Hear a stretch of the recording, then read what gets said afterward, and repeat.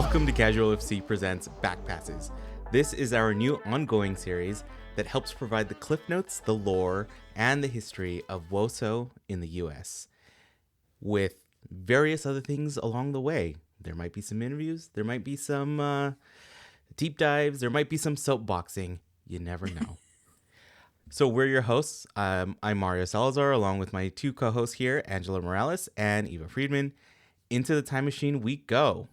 For our very first episode of Backpasses, we're going to give you the treacherous walk down memory lane, giving newer fans like me, I am learning a lot in this episode, of the NWSL, quick history lesson of where did it start, where did it fall, how did it get back up, the whole bootstrap thing, and then how we are where we are today.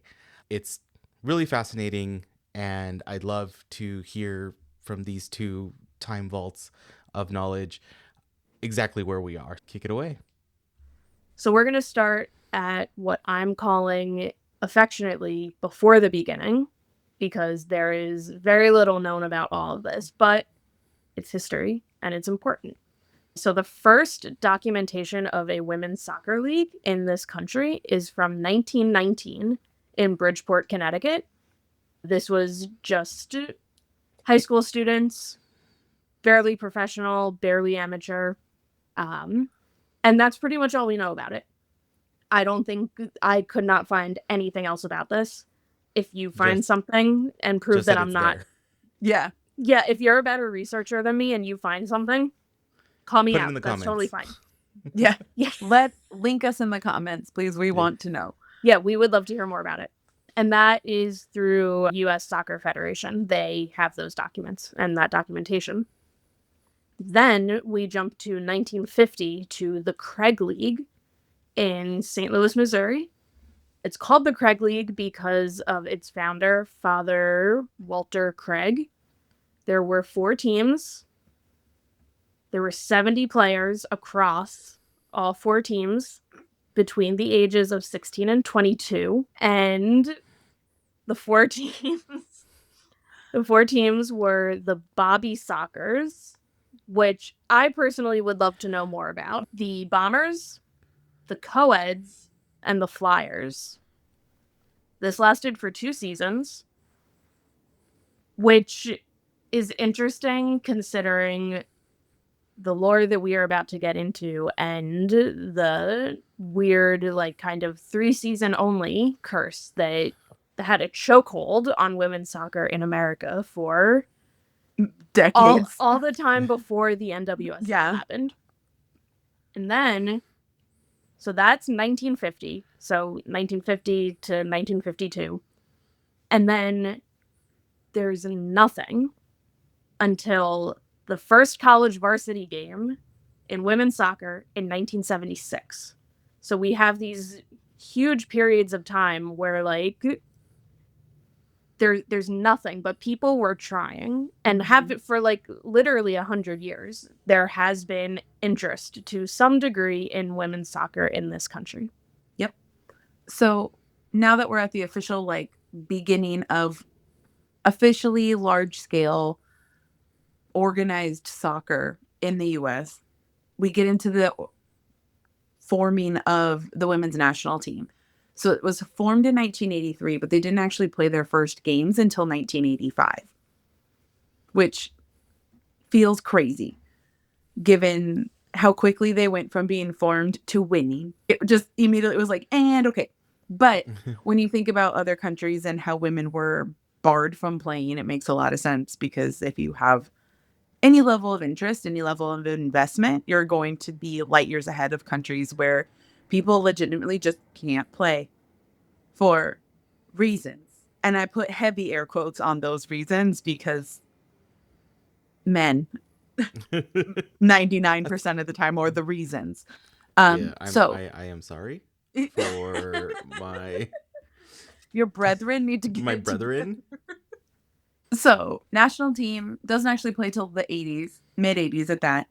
And then there still isn't a league, a professional league for these women to practice in, to play in, to get their reps in, because Yes, the national team plays a decent amount, but at the time, one, there weren't a lot of other national teams. There wasn't funding in that.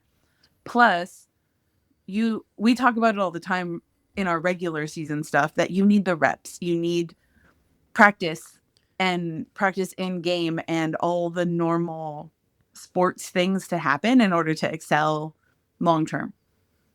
So we again jump forward another decade to 1995 when the USLW League was formed, and that ran from 1995 to 2015, but that was a semi-pro league. So it wasn't officially a professional league again. So we're still like up and down and up and down. This allowed collegiate players to participate and still maintain their collegiate eligibility, which is a huge deal because you blink the wrong way and they rip that eligibility away from you.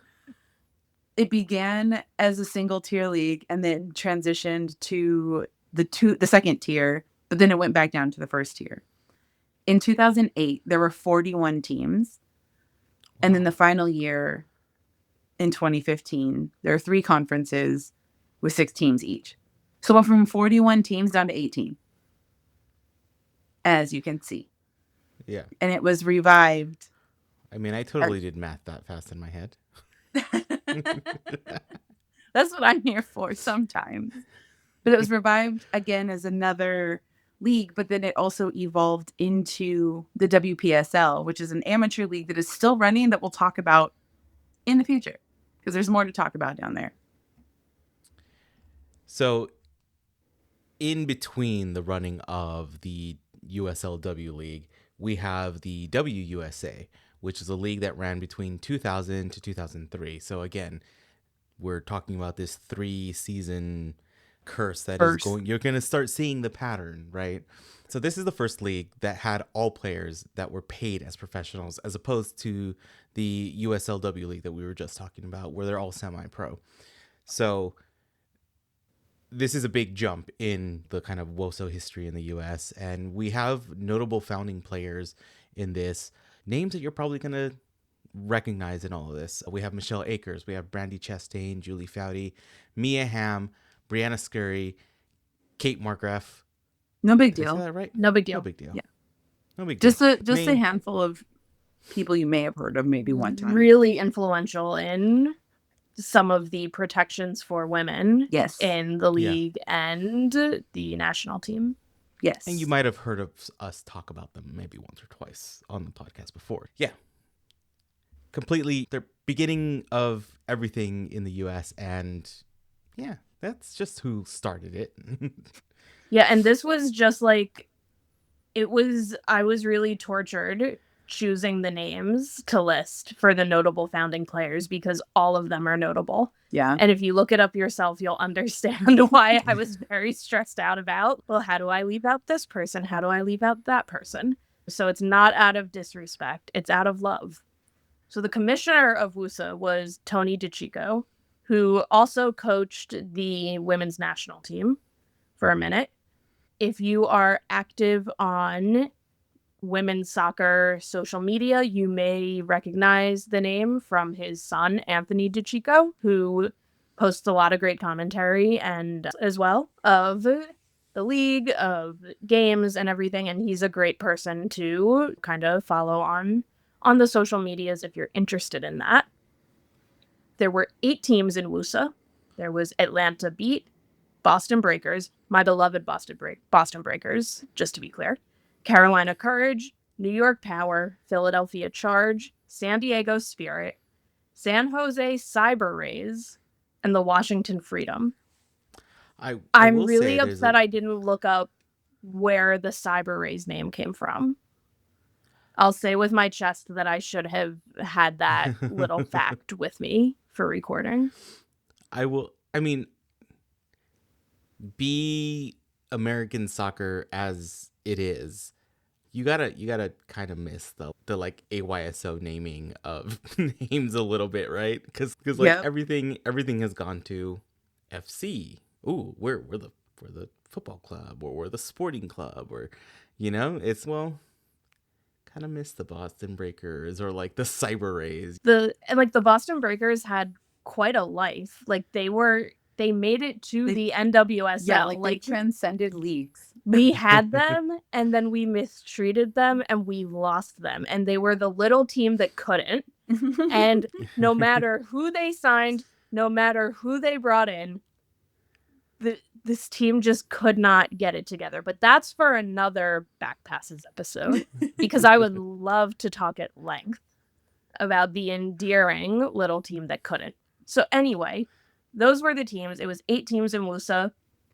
And yeah, and then only lasted 3 seasons. Yeah, as quickly as it came, it went. It left the way it came.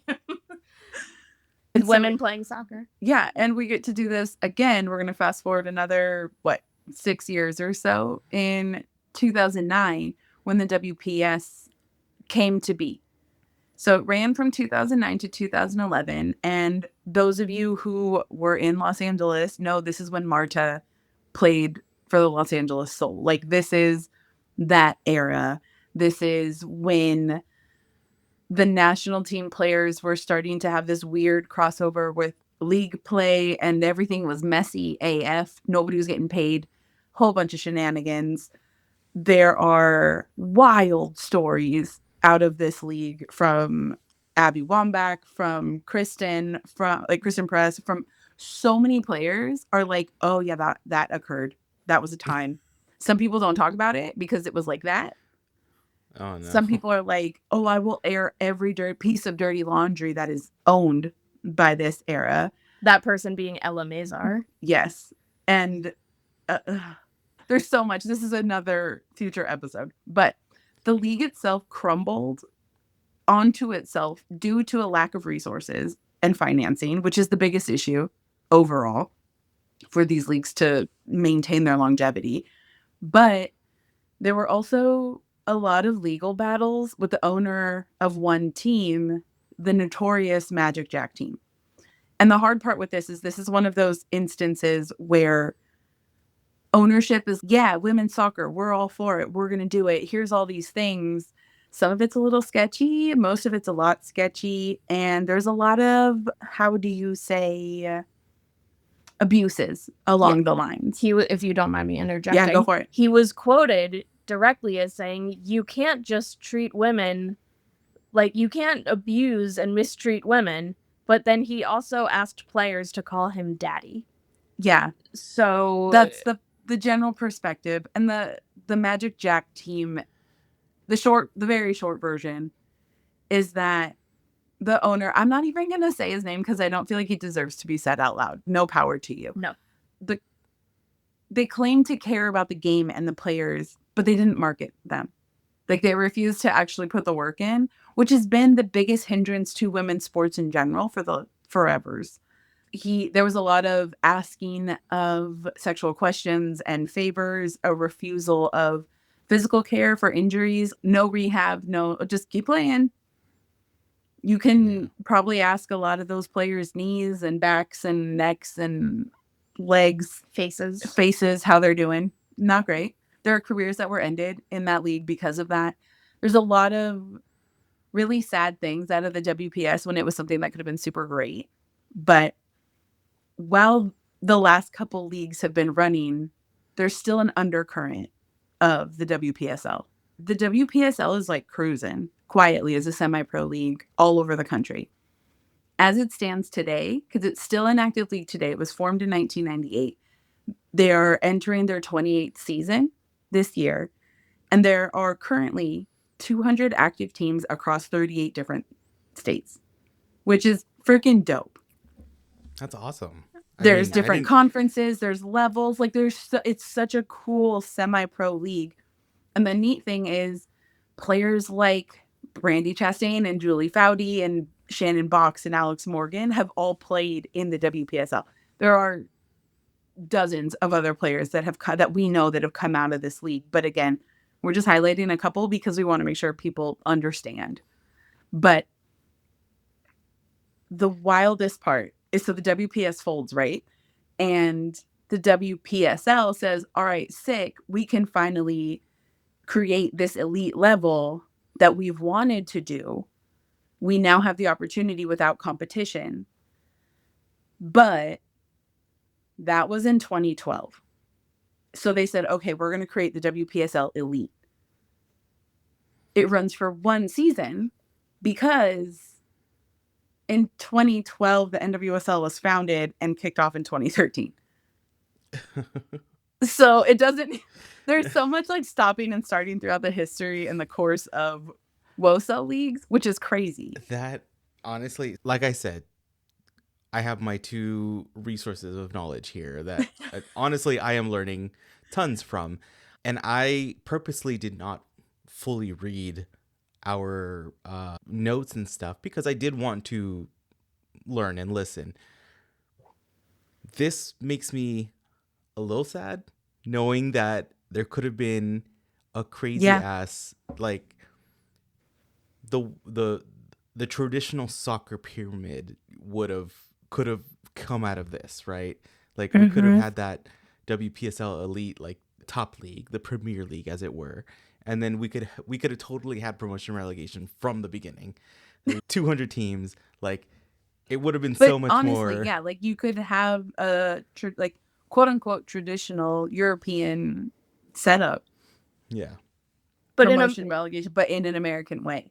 Because it wouldn't be quite the same, because why would we do that? No, and if you think about the NWSL as it exists now, like the pure chaos, like the pure unfiltered, like it's basically like those games, this league is like just like stabbing yourself with an EpiPen. Like in Broad City, like Abby stabs herself and she jumps up on the table and just yells, "Adrenaline!" And that's what this league is. And like to imagine that with Pro Rel, because you'd end up with a 12-team tie for that last place. Yep. And all the games would go to PKs. They would all have to be like 30 PKs before anyone won to try and do Pro Rel with like just it would be a lot. It would just break all of us. Yeah. And it would break the players. And no extra time. I think all of our blood pressures would be like 20 to 30 points higher on a constant basis. Likely. Yeah. Well, okay. So with all of that, the NWSL is formed. Now, the NWSL in its current iteration, right? We are almost up to present day, right? There's even different eras within the NWSL itself. Yeah, so there's chapters, there's books. Yes. Like it's a trilogy, I think, at this point. So I'm going to start off with the early days, the YouTube days. Okay, so the NWSL was founded in 2012 and they started playing in 2013. So this period kind of roughly goes from like 2013 to 2021. The players were, a lot of them played for their national team. So from the US, Canada, and Mexico, a lot of them were paid by their federation and not necessarily the NWSL team themselves. It was probably a whole go get, like as Angela was saying, you need to get minutes, you need to get playing time. It's probably a good way for those national teams to get out their players. Yet there was this kind of from the beginning, kind of from the get-go with, the coconut shell game of where's the money and who's the money coming from. They basically had a distribution system of allocating players. Each team can only have a certain number of national team players and a certain number of international players. And that's something that came out, didn't really even stop till pretty recently. But given that, the beginning of the league, any beginning of any type of league and stuff like that, you're going to have to find funding somewhere. And that also means players aren't necessarily going to get paid what they need, right? I mean, you're a startup. So a lot of those players ended up getting paid like $5,000. Imagine being a professional player playing for what is now a professional league and then only getting paid $5,000. You're definitely in the, you got to have a second, third job. You're essentially a semi-pro player. Yep. Yeah. And if we go back to it, I think the biggest and most well-known example of this is Sarah Gordon in Chicago. Yeah. There's a reason why Sarah Gordon is a model also. And it was because she needed to make sure that her and Caden had a place to live and food to eat and make sure, because the league was not paying the bills. Yeah. Yeah, she couldn't, she had to bring her child to practice. Yeah. Could not afford childcare, just such a disaster. Yeah. And like such a clear indication that there really were not enough women involved up at the top. Not that women save everything all the time, because that's another thing you learn with the NWSL. They don't. We don't. But a lot of really obvious looked over issues and things that need to be addressed in a women's sports league were just completely non-existent. Yeah, and that also kind of applies to the CBA negotiations that came in the future. The players campaigned on no more side hustles. That was Breaking Tea sold shirts. I might have bought one. I don't remember, but like it was the kind of thing where no, this was the whole players association that was like, we just don't, you want us to be elite athletes, and then we still have to be like real estate agents and firefighters and like cancer researchers, like all these, like you have a full whole ass day job while also competing for your national team or playing professional sports. This would never have been allowed on the men's side. Absolutely 0% ever. And also no union. Yeah. At this point, no players association, no union, no nothing. Just negative protections all around. Yeah. So all the hallmarks of the crappy side of startups, basically. Yeah. But what they do get right in all of the examples that we've shown already is they break the 3-year curse, right? Yep. I mean, they're around now, so they broke it. That's why we're here. Yeah. It's the only women's league at this point to break that 3-year curse in the US.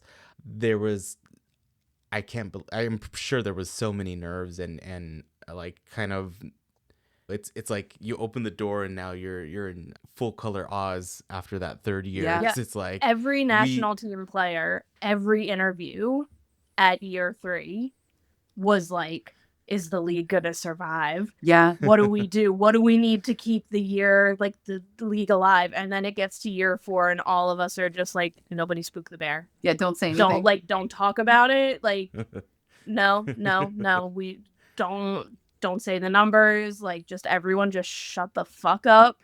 Don't move. Yeah. Don't make any sudden moves. It's all gonna be okay. Yeah. With all of that, as we were saying, this is the YouTube era. Most of the games were on YouTube. There was only a handful of games on the Fox Sports channel on ESPN. I imagine they were at like ungodly hours or weird times where like it was like a week later and then they showed the game or something. So it's not like it was the most accessible thing, especially in the early days. But the first game was played April 13th. 2013. It was the Portland Thorns versus FC Kansas City. Yeah, which then turned into the Utah Royals, which then became the Kansas City Current.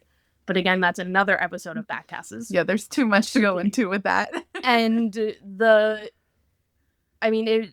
for a while, like it was only the playoffs and then the championship that would be shown on like ESPN or whatever.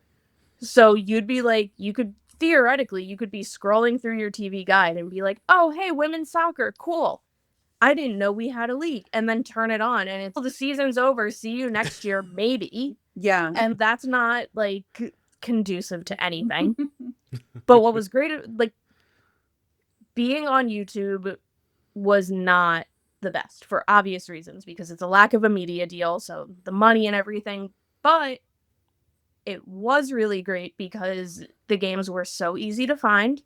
You weren't having to open 10 million apps. You weren't having to open Instagram graphics to see, okay, well, last week it was on channel 1 and this week it's an odd number of the month, so it's going to be on channel 4, but oh wait, it's also a player's birthday, so that means it's on the second option, but it's a full moon, so maybe it could be the 6th option. Like it was just always in one place. Yeah. Which was really nice. And the games were easy to watch afterwards, like replay. Like there's still games, like a lot of those games are still on YouTube. Yeah, a couple weeks ago, we watched the 2017 semifinal between Portland and Western New York Flash, which became North Carolina Courage. And it was awesome. So that was really cool, especially because the internet fan base was really, really just like poppin'. So unhinged. You had the Twitter fan base, but then you had the Tumblr fan base.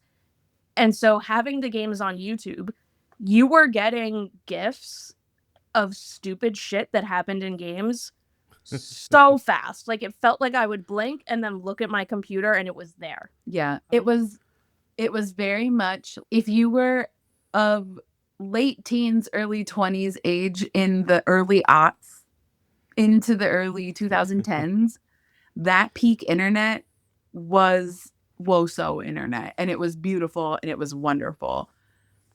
But the league is still going. Yeah, it wasn't perfect, but it was fun as hell. Mm-hmm. So then we get the Lifetime deal, which brings us to the Lifetime era. And it was wild in the moment. It's wild in retrospect. But I think it was I understood the thought process.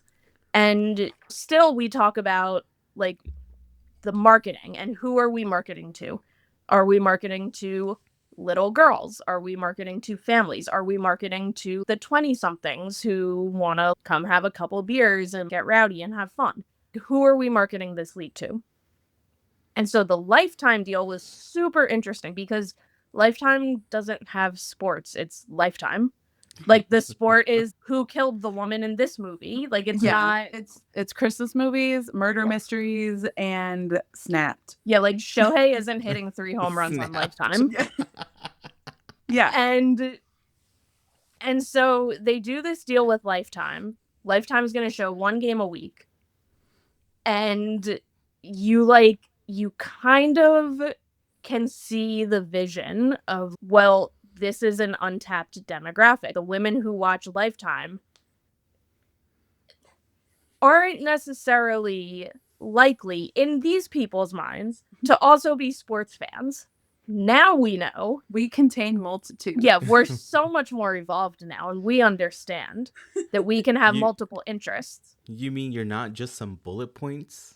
I know, crazy, marketing right? To this I know, person. even though like my head kind of looks like one, we're not. But what? Because look, it's like a circle. It's Yeah. like, especially with the hair not being like the swoop anymore. But it's like kind of confusing, but it's kind of exciting. But it's also kind of like, what the fuck? Like, there's no way this is gonna work, but maybe it could. And Lifetime actually gets a lot of things right. And the biggest thing that they do, which interestingly enough is what the whole Casual FC podcast was built on, they start telling stories about players. Yep. And so every week there's a game, and before the game and during halftime, they air a pre-recorded segment about one player participating in that game for the day. So they did, and these are all still on YouTube. I highly recommend looking them up. They did one of my favorites that like I always can recall off the top of my head is Danny Weatherholt, former Angel, when she played in Orlando. Probably the coolest thing about Danny Weatherholt is that she is always getting involved in her community. Wherever she is playing, she is from there. Like, you would think it's her hometown. She cares so much. And she befriended this family that a bunch of players met at the Orlando Children's Hospital. And they did this beautiful segment that you will absolutely sob through about her relationship with this young boy who was sick and the joy that they brought to each other. Carson Pickett was playing in Seattle at the time, if I recall correctly, and there was a segment about her being the first and only player with a limb difference. I believe there was a segment about Jess McDonald and her being a mom. And they really wanted to appeal to, this is who you could be rooting for.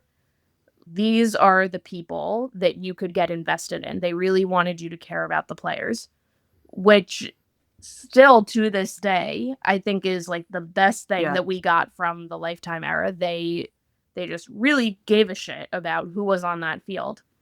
And whoever was doing the camera work for Lifetime, really, they lived for the drama. They were like little chismosas. There were multiple instances of an Orlando defender giving up a PK, and then they would put their hands on their head and the camera would zoom in on them. It just Like, crash it zoom was- all the time. Yeah, so sitcom. I will send clips so that we can put them here, or here, or here. But one of them is, I think the first one was of Alana Kennedy, which makes it even better. Like, it very directly appeals to the Angel City fans and all of us. But it was unique, and it was like, it was cool, but it wasn't. Because then also, we also come across Go 90, and it's hard to even talk about without just getting so upset. Because, so what happens is, A&E is the parent company to Lifetime, and they were pushing this app, Go 90, where you were allegedly able to watch sports. Allegedly, the NWSL games could be found on Go 90, oftentimes only on Go 90, and it wasn't on every device. There was no tech support. The app constantly crashed. The technical difficulties, like, we would be here until 2027. And, like, you would just be, like, sitting on Twitter and be like, is it just my Go 90 or is it everyone's Go 90? And then 10 people would be like, it's all of our Go 90. And it did so much damage. It was really hard to watch these games, and the sound would be bad, or you would turn it on, and one of the things that, like, we used to do is post, like, a screenshot and be like, this is your brain on drugs, because it would be, like, completely blurry, or it would look like you were watching it in, like, the 1970s. And, like, at this time, Seattle was wearing highlighter yellow kits, not like the ones Washington wore.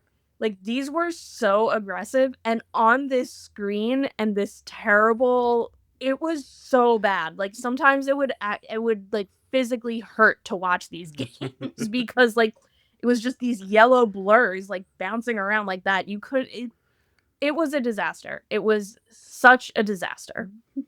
And you can tell who's watched the league for a long time, because if you say Go 90, like, you'll just, like, It's like a shudder, or yeah, it's like PTSD eyes. like a war flashback of just, I remember Go 90. Yeah. I was there. I remember that. And New merch. yeah, Yes, I remember Go 90. Yes. It really just eliminated a lot of all of our brain cells. And then A&E pulls out, and the contract ends, and the games move to CBS Sports and Twitch.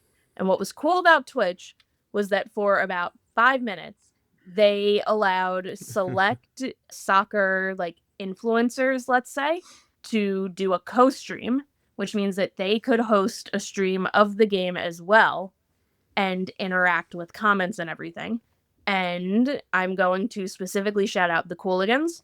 Friends of the pod. Friends of the pod. Christian has been on the pod. Great episode. If you haven't heard it, go back and listen. Send a back pass to that episode. They're comedians, so they're funny as hell. And they're now unhinged, given free reign to essentially call a game. And it was... I have to see if I can find it. I would love to watch it again. It was so unhinged. So now we move out of the Lifetime era into what we are now going to call the modern day era, which is right now. Yeah, so the media deals have gotten bigger and better and more spread out. So as wild as the YouTube days were, the Lifetime / Go 90 days, now we have a unregulated FCC that just allows everybody to do everything, and now we have to have 47 different streaming networks to watch any sport. But the cool thing was the league itself was progressing. In 2017, the players banded together and created a players association. This was the NWSL PA, still in big practice, and it's a good thing. They took the first steps in 2017 to become a union. So when you're developing this kind of thing. You start as an association, you have to vote to become a union, file all this paperwork, find a union rep. Like, it's a whole process, which is why it takes so long and why so many places try to union bust. But we're not going to get into that today. The league formally recognized the Players Association as a union in November of 2018. So they went this whole year, got everything together, officially got their union like situated. League recognizes it, but the union doesn't represent everybody just yet, because prior to 2022, the U.S. women's national team players weren't included because they were contracted to the federation, not the league. So they weren't included in the players union because they weren't players of the league. Wait, they still weren't players up to 2022? Yep. Yeah. It was until that CBA when they became players of the league. Yep. And I think other different national team players had already started to disintegrate that idea. But in the US, it was still, they were contracted to the federation, and the federation subcontracted to the league, essentially. Yeah.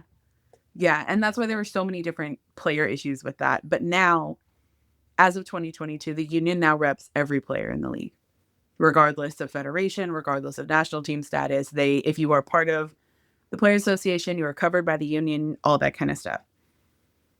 While this is happening, you also have the equal rights lawsuit at the national team level. You have so many things happening in the world. And in this, the pandemic starts. The bubble starts. That's the NWSL bubble is an episode within itself, because that so much happened. But with the players being in one place, conversations started happening and interviews were happening, because the pandemic did crazy things in the sense of we had time. We had time to sit down and figure some stuff out. And with the league, this meant that players were talking to reporters and investigations were starting. And The Athletic in September of 2021 drops a bombshell. Meg Linehan specifically. Yes. Yeah.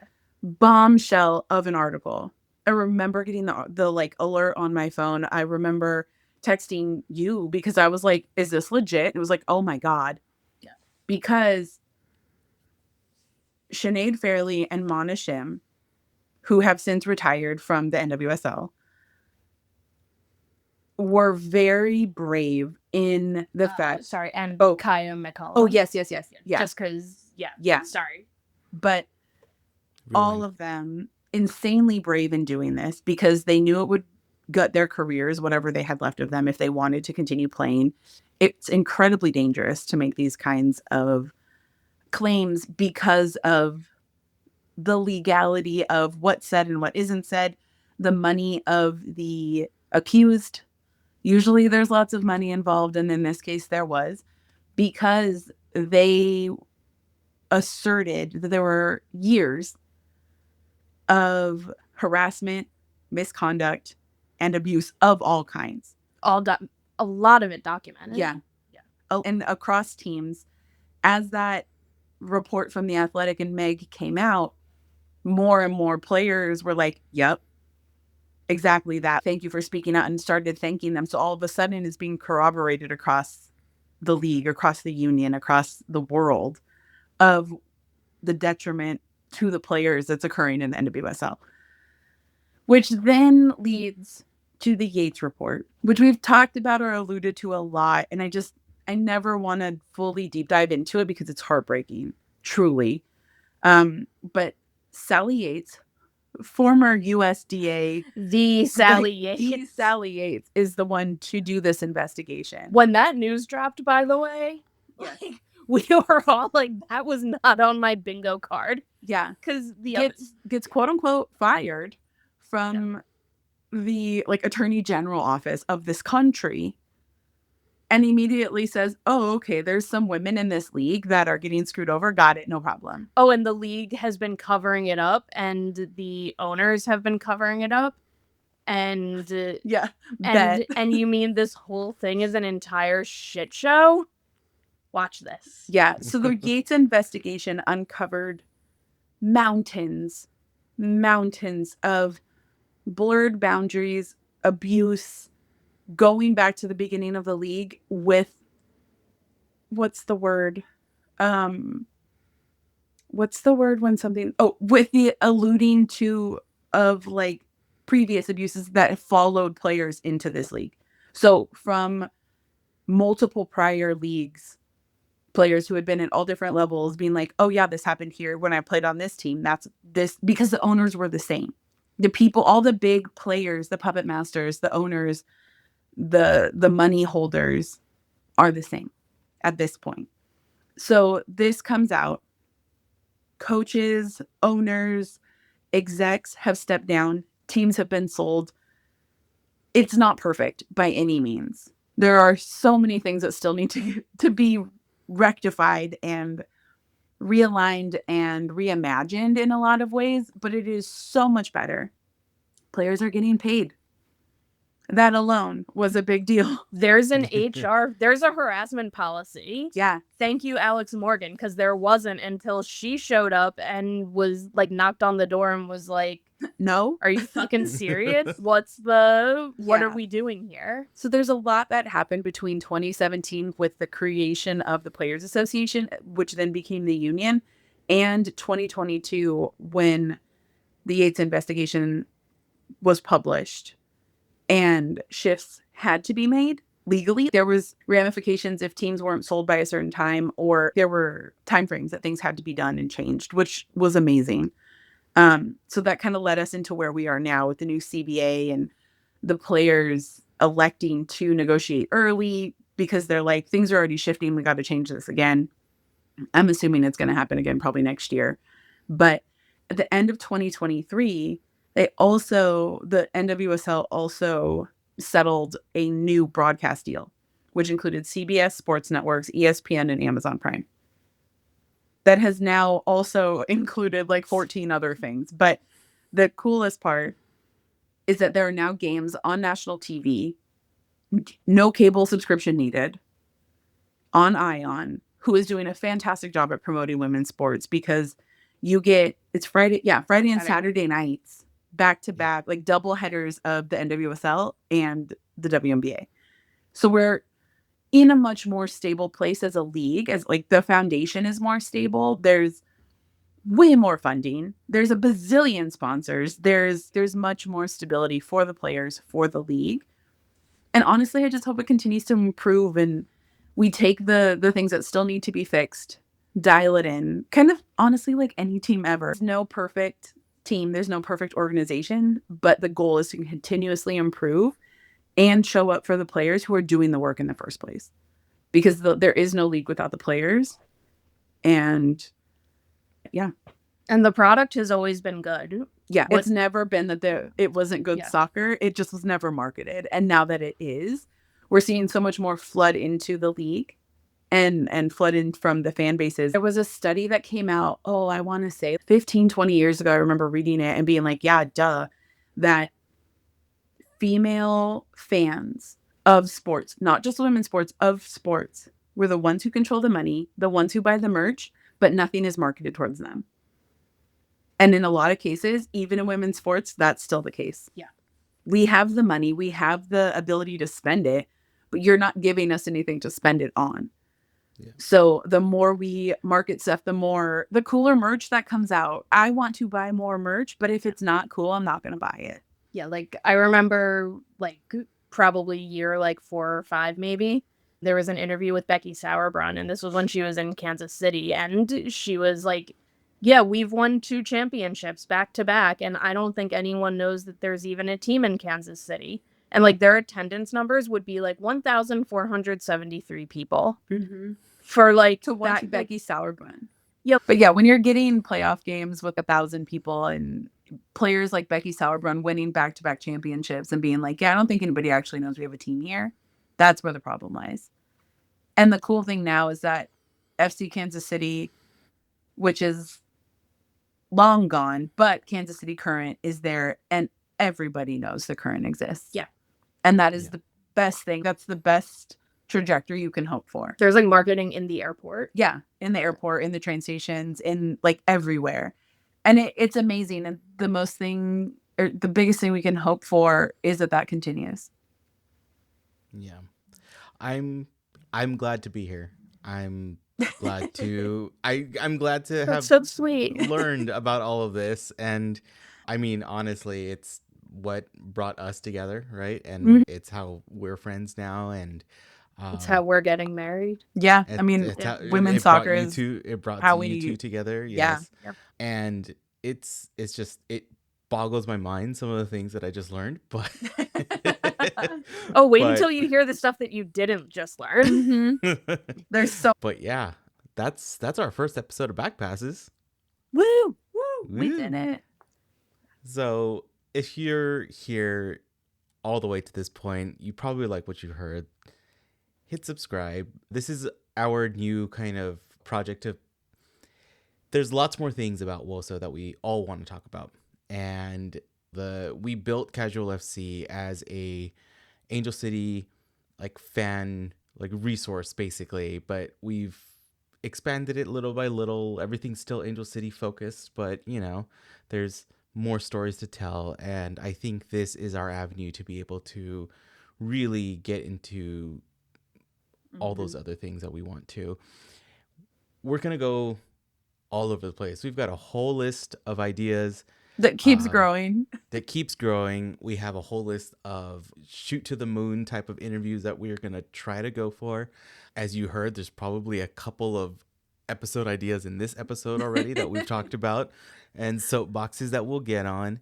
But we really hope that you enjoyed this kind of format of what we're doing. Let us know what you guys think. If there's a topic that you'd like to hear more about and have us deep dive on and research, or just pick their brains about, yeah, just let us know. Check us out at casualfc.com for all the pod links. We're also on YouTube. Follow us on Casual FC Pod on Instagram, BLUESKY, Twitter, all the things. Join our Discord. It's fun times. Buy some merch. As Angela said, there's money out there. We got the cool stuff. Do it. Or if you feel so inclined, help the pod out by buying us a coffee at buymeacoffee.com/casualfcpod. Just helps us keep doing what we're doing.